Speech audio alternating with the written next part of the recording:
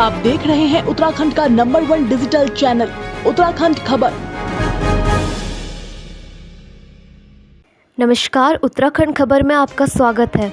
आप नेता कर्नल अजय कोठियाल ने की प्रेस वार्ता। जो सपना 20 साल पहले उत्तराखंड की जनता ने देखा था, उसके लिए आप यूथ लड़ेगी। युवाओं, महिलाओं और उत्तराखंड की जनता से नवनिर्माण के लिए आगे आने का किया आह्वान। उत्तराखंड नवनिर्माण संकल्प को लेकर लगातार काम करते रहेंगे। दिल्ली सीएम ने आम पार्टी का मुख्यमंत्री पद का उन्हें बनाया है उम्मीदवार। उत्तराखंड को अध्यात्म की राजधानी बनाने वाला होगा काम। हिमालय सबको अपनी ओर खींचता है। जब भी लोगों को मौका मिलता है वो यहाँ आते हैं। जब यह अध्यात्म राजधानी बनेगी, उससे उत्तराखंड का नाम दुनिया भर में बढ़ेगा। नाम के साथ पर्यटन भी आगे बढ़ेगा। जनता के प्यार के लिए किया उनका शुक्रिया। कहा, कल का दिन था महत्वपूर्ण। जो जिम्मेदारी मिली उनको कर्तव्य निष्ठा से निभाऊंगा और उत्तराखंड नवनिर्माण के सपनों को पूरा करूंगा। कुछ राजनीतिक दलों के बयान पर कहा, फौज में रहते इस देश के लिए गोलियां खाई, उत्तराखंड नवनिर्माण के लिए गाली खाने से पीछे नहीं हटूंगा। सभी से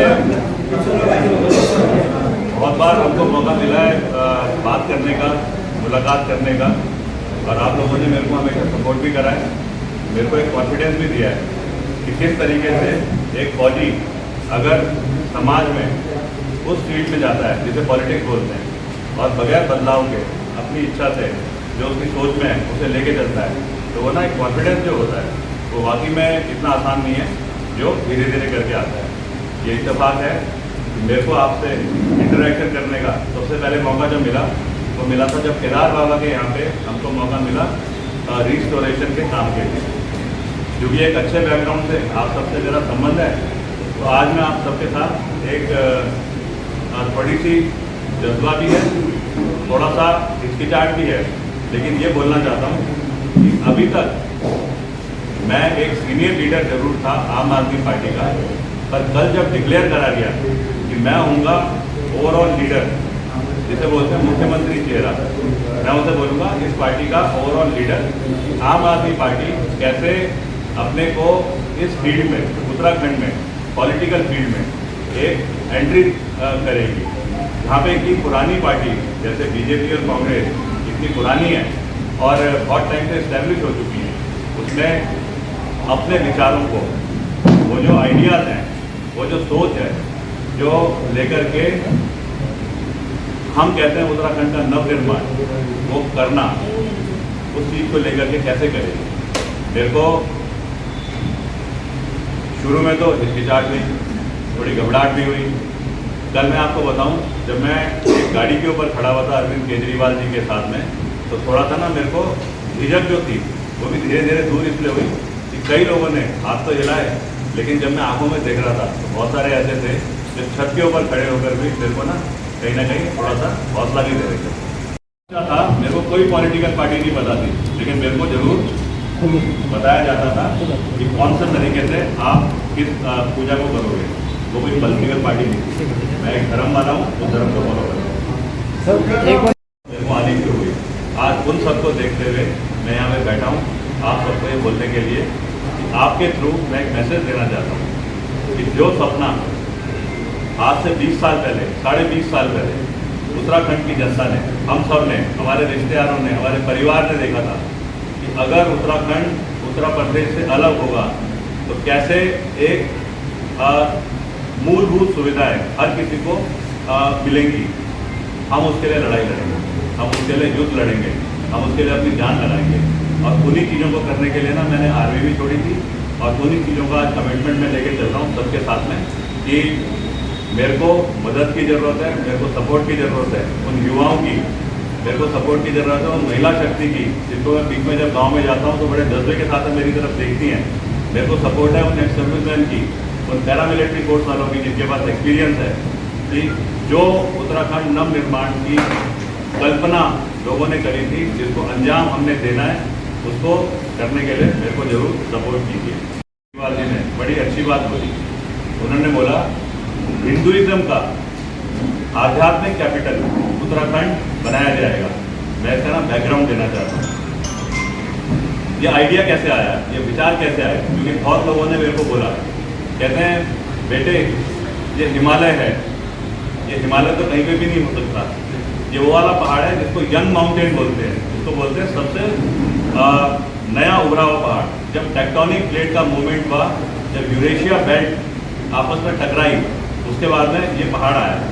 और इस पहाड़ के अभी भी बदलाव हर 10, 12, 15 साल में दिखाई देते हैं। उदाहरण के लिए दुनिया का सबसे ऊंचा पहाड़ है माउंट एवरेस्ट।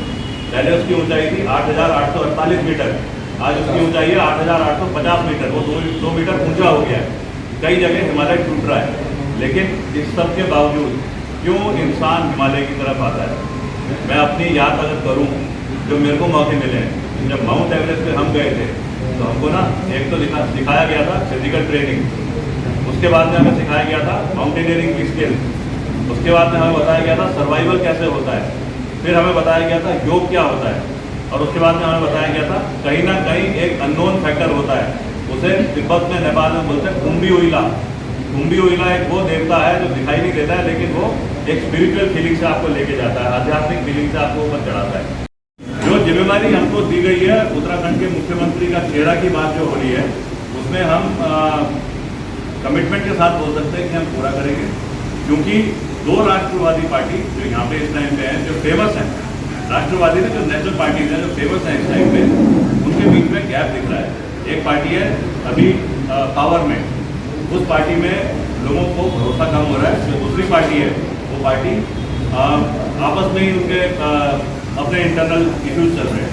आम आदमी पार्टी क्योंकि कुछ मॉडल दिल्ली में स्थापित कर चुकी है, और वही मॉडल जो है, वही जो ज़रूरत है आज उत्तराखंड में देखनी है, उनको हम लेकर के पूरा करेंगे। हमारे अंदर तो रोजगार की भी एक जो बढ़ाने के जो तरीके होते हैं, उनका एक हमारे को मॉडल भी मिलेगा। इन सब को देखते हुए ये 2 डिक्लेरेशन कल अरविंद केजरीवाल जी ने करे थे, और मैं कमिटमेंट के साथ में लेके चलता हूँ। एक हिंदुत्व का जो फीलिंग है उसको बढ़ाने के लिए हम अपने एजेंडा में, अपने मैनिफेस्टो में बना करके सबको समझाएंगे कि किन चीज़ों को पूरा करने के बाद में हम कह पाएंगे कि उत्तराखंड हिंदुओं की आध्यात्मिक राजधानी ग्राउंड पे किस तरीके से करेगी। हाँ, ऊपर जाता है। इंडियन आर्मी की ट्रेनिंग जब करी जाती है तो हर एक बच्चे का जो फौज ज्वाइन करता है, उसका मकसद होता है कभी ना मेरे को मौका मिले कि मेरे को खाली टारगेट पे गोली ना चलाने का, वो मेरे को मौका मिले मैं इंसान पे गोली चलाऊँ, और इंसान हो पाकिस्तानी या चाइनीज या आतंकवादी, क्योंकि उस पर गोली चलाने का लाइसेंस होता है फौजी के पास, लेकिन वो ना चांसेस बहुत कम मिलते हैं। जब वो चांस मिलता है और बिल्कुल दुश्मन नज़दीक होता है 200 मीटर पहले, तो उस टाइम पे जज्बा पैदा करने के लिए चिल्लाना पड़ता है, और अगर नहीं चिल्लाया जाए तो आदमी ना घबरा करके भाग जाता है। और वो चिल्लाहट पता है क्या होती है? बोल बद्री विशाल लाल की जय। वो स्पिरिचुअल फीलिंग आती है वो शब्द के साथ में, उस देवता के नाम पे, जो कि यहाँ पे हमारे उत्तराखंड में बैठा हुआ है, बद्री विशाल। करने की कोशिश करी है पहले फौज में, मैंने गोली खाई है, क्योंकि मेरे को पता है कि फ्रंट में जाकर के ही जब आप चलते हो तभी जाकर के दुश्मन से लड़ सकते हो। मेरे को पता है अगर आतंकवादियों को मारना है तो आपको ना कई बार आतंकवादी बन करके और उनकी तरह इनडायरेक्ट हरकतें करनी पड़ती हैं, और तभी जाकर के आपकी मुठभेड़ होती है। और मुठभेड़ का मतलब ये होता है 50% चांस होता है कि आपको लगेगी या उसको लगेगी, ये डिपेंड करता है। मैंने उस फ्रंट में काम करा है, आज मैं उस फ्रंट में यहाँ पे काम करने के लिए आ रखा हूँ, और तैयार हूँ कि किसी भी पार्टी को क्रिटिसाइज करे बगैर मैं उत्तराखंड के लिए अपनी पूरी की पूरी जान लगाने के लिए अपने को समर्पित करता हूँ। अगर अटैक होता है उसकी एक प्रेसी है, डिफेंस है उसकी एक प्रेसी है, लेकिन इन सब ट्रेनिंग के बाद में, ये सब कोर्सेज करने के बाद में, फौज में जब आप अटैक पे जाते हो तो जब दुश्मन की पोस्ट है उससे 200 मीटर पहले सब चीज़ें छूट जाती हैं, उसके बाद खाली जज्बा होता है, और उसे बोलते हैं आखिरी 200 मीटर की लड़ाई।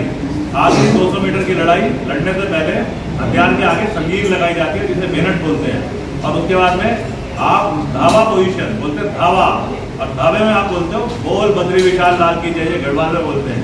कुमाऊं बोलती है बोल कालिका माता की जय, गोरखे बोलते हैं जय माँ काली आयो गोरखाली। ये उस परिप्रेक्ष्य में मैंने बोला है। उस टाइम पे वो स्पिरिचुअल फीलिंग अगर नहीं होगी तो आदमी डर के भाग जाता है। बच्चे सुबह सुबह उठते हैं और जब जाते हैं किसी काम के लिए तो उससे पहले ना अपनी खाद में अपने देवता को याद करते हैं। उसके बाद जब वो जाते हैं स्कूल के लिए, वापस आते हुए एक एक बाल्टी पानी लेके आते हैं।